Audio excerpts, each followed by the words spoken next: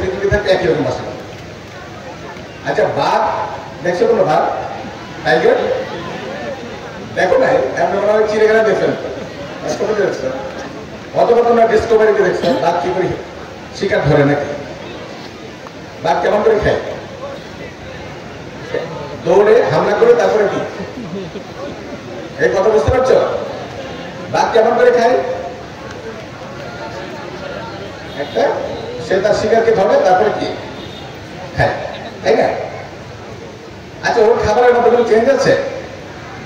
বলো যে না মশলা কম হয়েছে নাকি, হ্যাঁ একটু রোস্ট করে খেতে হবে, একটু ভুনা করে খেতে হবে নাকি, এরকম কিছু আছে? এটা কোনো প্রাণী মানুষ ছাড়া অন্য কোনো সৃষ্টির মধ্যে কোনো পার্থক্য আছে? তারা যে ধারায় সেই ধারায় কিন্তু আছে, এই ধারা কোনোদিন পরিবর্তন হবে।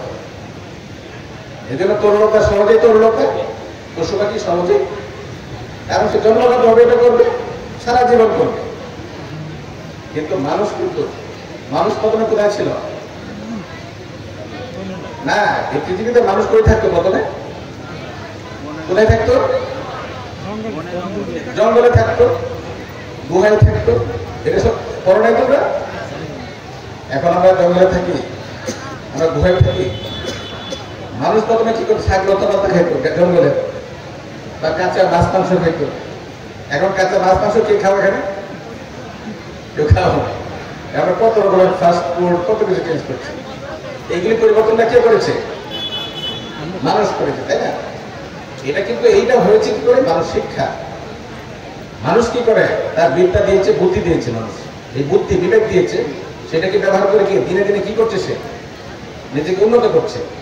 যে আজকে দেখেন লাইটের কথা বলছি অথবা ফ্যানের বাতাস খাচ্ছি। আচ্ছা এই যে বিদ্যুৎ, কত বছর আগে বিদ্যুৎ ছিল না আমাদের দেশে বলেন তো? বিদ্যুৎ ছিল না কত বছর আগে? আজকে থেকে 50 বছর আগে বিদ্যুৎ ছিল? গ্রামে বিদ্যুৎ ছিল? আমরা যখন গ্রামে ছিলাম কোনো বিদ্যুৎ নেই, যেরকম ফ্যান বলতেছে খবর নেই, বিদ্যুৎ আমরা চোখে দেখি নাই নাকি? আমরা কি দিয়ে পড়াশোনা করছি? হারিকেন, টুপি বাতি দিয়ে। আজকে সেটা আছে? মানুষ পরিবর্তন করেছে।